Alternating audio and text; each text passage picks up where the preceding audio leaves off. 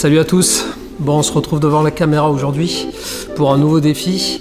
La semaine dernière, je vous avais proposé un défi santé où il fallait réaliser des burpees à chaque fois que vous faisiez quelque chose que vous ne vouliez pas forcément faire ou que vous auriez aimé arrêter. Donc je ne sais pas comment ça s'est passé pour vous, mais moi j'en ai eu marre de faire des burpees.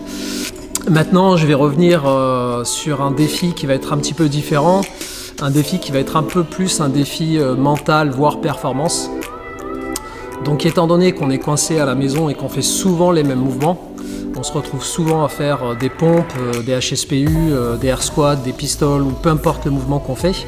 J'aimerais que vous choisissiez un de ces mouvements, celui sur lequel vous êtes le moins performant, celui sur lequel vous avez le plus d'appréhension, celui par exemple quand vous le voyez dans un WOD, vous dites « Ah merde, j'ai vraiment pas envie de faire ce mouvement-là » et qu'on travaille dessus de manière un peu plus engagée pendant 1 à 2 semaines. Histoire de voir si on a la capacité d'améliorer ce mouvement. Alors pour ce faire, je vais vous proposer plusieurs méthodes et une des méthodes que je vais vous proposer est simple, c'est de faire autant de recherches que possible sur Internet, sur YouTube, sur tous les supports que vous pouvez trouver, que ce soit des livres ou autres, sur ce mouvement-là, pour savoir quels sont les muscles qui sont engagés dans ce mouvement-là, comment est-ce que ces muscles doivent fonctionner dans ce mouvement-là, et comment est-ce que je peux faire moi pour prendre conscience des muscles que je dois engager et essayer d'améliorer ce mouvement. Ça c'est la première partie, c'est la partie un peu physique du défi. C'est la partie où je fais les recherches, j'essaie de comprendre pourquoi j'arrive pas à faire tel ou tel mouvement de manière assez performante. Donc ça c'est l'aspect physique. Comprendre le corps, comprendre comment il fonctionne, ou en tout cas essayer de comprendre comment il fonctionne. Et pour ça, il va falloir faire des recherches. Je vous propose YouTube comme une solution à vos recherches. J'espère que vous trouverez suffisamment de vidéos en français. Je pense qu'il y en a quand même beaucoup plus en anglais qui sont intéressantes et un peu plus pointues sur certains sujets, notamment en termes de HSPU, notamment en termes de pistoles. Allez pas chercher les muscle-up, sauf si vous avez la possibilité d'en faire chez vous. Si vous avez une barre d'haltérophilie chez vous, et ben peut-être que ce sera le snatch pour vous, peut-être que ce sera un autre mouvement. Mais faites ce que vous avez la possibilité de faire en ce moment, maintenant, à la maison. Et la deuxième partie, c'est une fois que vous aurez fait la partie physique, une fois que vous aurez compris un petit peu plus comment le mouvement fonctionne ou comment votre corps fonctionne quand il réalise tel ou tel mouvement, ce qui peut être intéressant, c'est de faire tous les 2 jours, par exemple, un certain nombre de ce mouvement pour essayer de l'apprivoiser. Ce que je veux dire par là, c'est plutôt de faire en sorte que votre mental n'ait plus autant d'appréhension quand il va réaliser un mouvement particulier.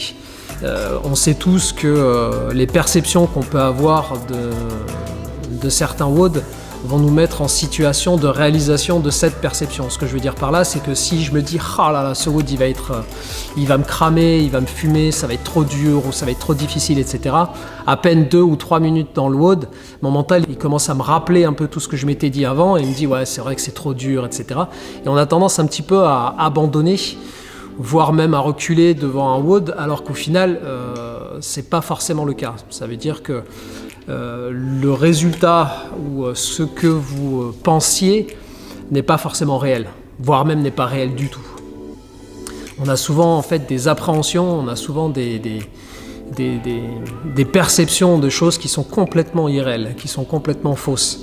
Alors des fois ça se passe super bien et on sort du WOD, on se dit « Ah bah je pensais que ceci, je pensais que ça allait mal se passer, je pensais que j'allais avoir des difficultés là-dessus, puis finalement c'est passé crème. » Et bah c'est ce que j'aimerais avec le mouvement que vous allez choisir pendant ces 2 prochaines semaines, que ce soit par exemple les HSPU, et de se dire que pendant les 3-4 premiers jours, je vais faire autant de recherches que possible sur ce mouvement-là, essayer de trouver toutes les informations et tous les tutoriels que je peux trouver sur Internet sur comment le mieux réaliser ce mouvement.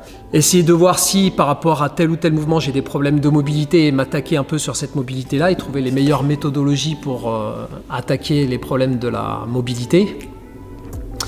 Et tous les 2 jours, essayer de faire ce mouvement. Alors pas en se cramant complètement en fonction des WOD qu'on aura tous les jours. Tous les 2 jours, pardon. Essayer de réaliser ce mouvement et de l'améliorer. Peu importe de quelle manière, que ce soit par l'intermédiaire de votre volonté, de votre mental, ou de vous dire bah, aujourd'hui je ferai 1 rep de plus, ça c'est sûr. Et le but étant qu'à la fin des 2 semaines, et donc quand on va se retrouver dans cette magnifique box qui est bien vide en ce moment, que vous ayez la possibilité de ne plus avoir d'appréhension vis-à-vis d'un mouvement et de plus avoir de perception négative vis-à-vis d'un mouvement, voire même de le transformer en votre ami. À force de faire un mouvement, à force de réaliser des reps sur un mouvement, etc., on n'y pense plus. Donc si c'est pas forcément votre meilleur mouvement, peut-être que ce sera juste un mouvement où quand vous l'avez dans un WOD, vous y pensez même pas, vous le faites et puis c'est tout. Et terminé. Ce sera pas le mouvement qui va vous fracasser un WOD juste parce qu'il y a ce mouvement-là. Je pense à notamment beaucoup de personnes ont des difficultés avec les HSPU et s'il y a plus de HSPU, un certain nombre de HSPU dans un WOD, on a vite tendance à se dire ah bah là celui-là c'est impossible, je vais pas pouvoir le faire ou je vais pas pouvoir battre les autres, ou etc. Là on n'est pas dans le fait d'être meilleur que les autres, etc. C'est juste par rapport à vous-même, à vos capacités, à vous d'améliorer ce mouvement pour que vous n'ayez plus d'appréhension vis-à-vis de ce mouvement-là. Donc voilà, un défi, 2 semaines pour le réaliser. Je referai une vidéo dans 2 semaines pour voir si vous avez effectivement suivi le défi et si vous avez réussi à améliorer le mouvement que vous vouliez améliorer. Donc je prends un mouvement, peu importe quel mouvement, et j'essaye de l'améliorer sur 2 semaines. Pour ce faire, tous les 2 jours, je travaille sur ce mouvement-là. Que ce soit sur la mobilité pour améliorer ce mouvement, sur la force pour améliorer ce mouvement, travailler par exemple sur des phases excentriques des mouvements, HSPU en excentrique, etc. Toujours en sécurité. Ne faites pas de bêtises à la maison, toujours en sécurité. Et j'essaye de voir si au bout de 2 semaines, j'ai réussi à mater, si j'ai réussi à apprivoiser ce mouvement et si je suis plus performant sur ce mouvement. Voilà, c'était tout pour moi. J'espère que vous allez suivre le défi. Ça va être intéressant de voir un petit peu vos résultats dans 2 semaines.